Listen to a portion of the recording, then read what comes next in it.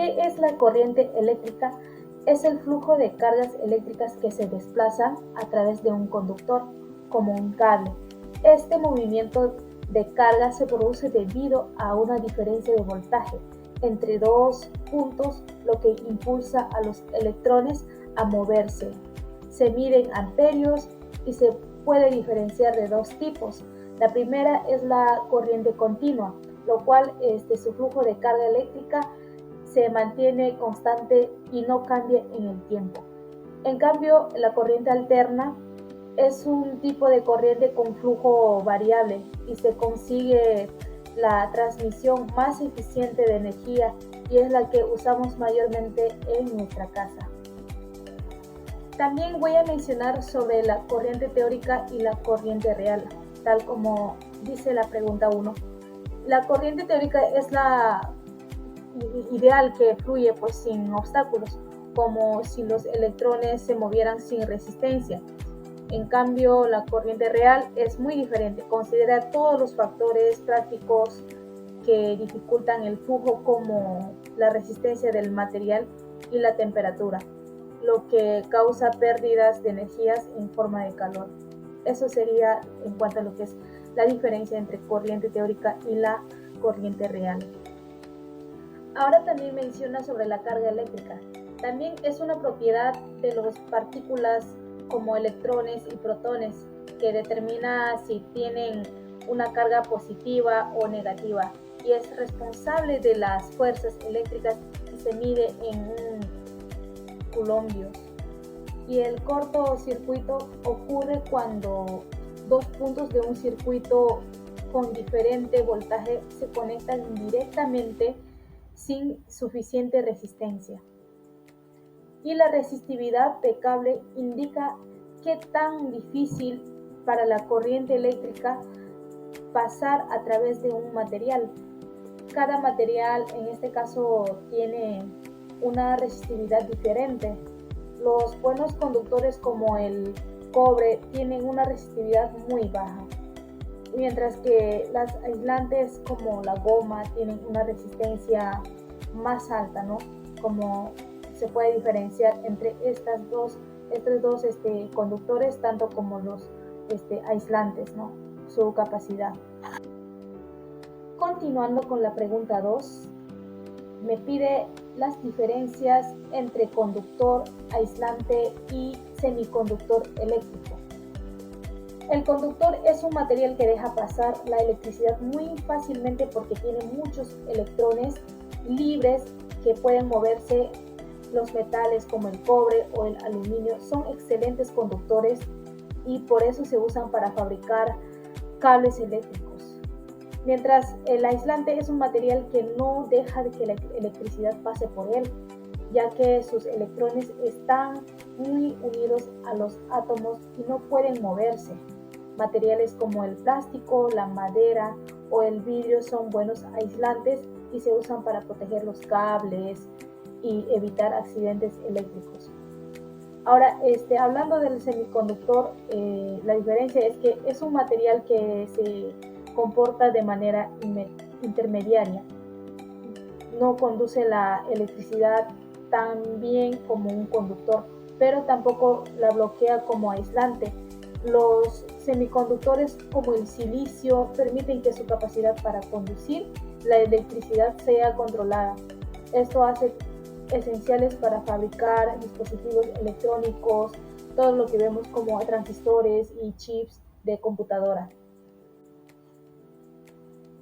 Y los elementos de la tabla periódica que trabajan como semiconductores son los siguientes.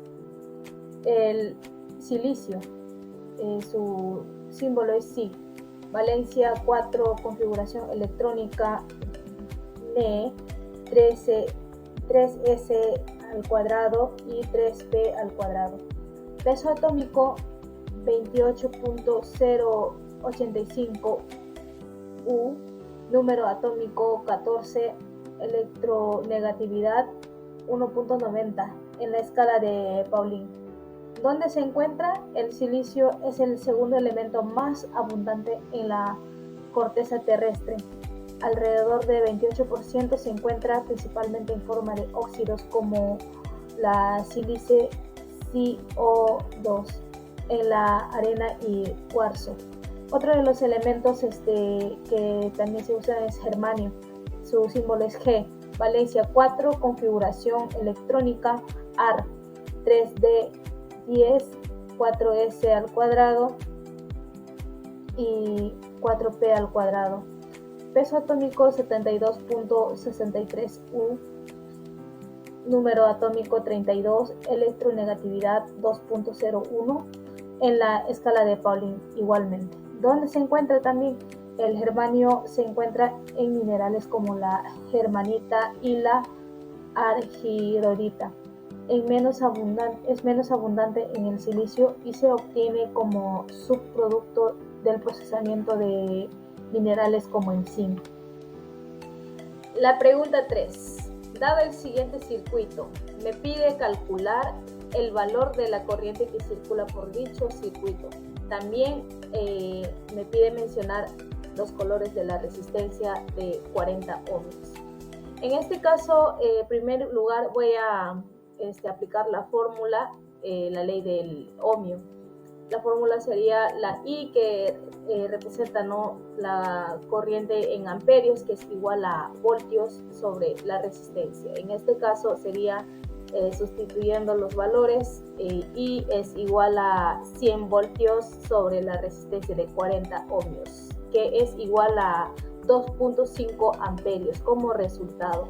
Y los colores de la resistencia de 40 ohmios sería amarillo, que representa el número 4, el negro, que representa el número 0, y por último negro representa un multiplicador de 10 grados. Estos serían los colores en cuanto a la resistencia: amarillo, negro y negro.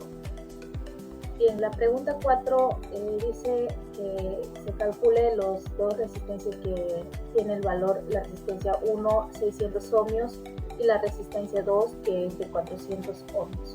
En primer lugar voy a demostrar el circuito en serie, donde he colocado la resistencia de 600 ohmios primero, más la resistencia 2, que es de 400 ohmios.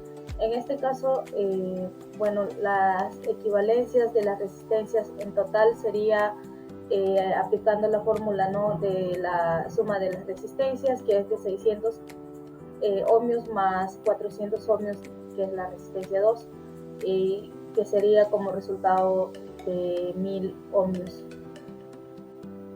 En la segunda muestra tengo un circuito en paralelo. Para calcular las equivalencias de las resistencias, he tomado los valores de la resistencia 1 de 600 ohmios y la resistencia 2 de 400 ohmios. He tenido que multiplicar los 600 por 400, que me sale 240.000. Y en segundo lugar he sumado los 600 más 400, que me salen 1000 ohmios. Esos dos resultados, tanto 240.000 entre 1000, me sale 240 ohmios, que serían el resultado de la equivalencia del armado de circuito en paralelo. Pregunta 5. ¿Qué es un condensador? El condensador es un componente electrónico que almacena energía en forma de campo eléctrico. Es un componente de dos placas conductoras separadas por un material aislante llamado dieléctrico. Los condensadores se utilizan mayormente para almacenar energía, filtrar señales eléctricas, suavizar variaciones de voltaje y en circuitos de corriente alterna para cambiar la fase de las señales. A continuación voy a mencionar los tipos de condensadores. Número 1. Condensador cerámico. Tiene un valor de capacidad bajo y se usa para aplicaciones de alta frecuencia. El siguiente condensador se llama electrolito, que también tiene un valor de capacidad mayor y polaridad. Se usa principalmente en fuentes de alimentación. Y tenemos también el condensador de tantalio, similar al electrolítico, pero con mayor estabilidad y capacidad. en un tamaño menor. Por último, tenemos condensador de película. Es más usado en circuitos de precisión por su alta estabilidad y baja pérdida. Su símbolo de condensador.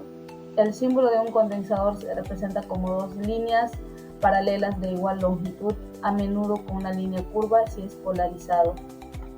En serie, los condensadores, su capacidad de equivalencia sería, se puede calcular de la siguiente manera. 1 entre la C de condensador equivalente, que es igual a 1 entre C1, que serían más 1 entre C2 más 1 entre C3, y así sucesivamente cuántos condensadores se armen en un circuito.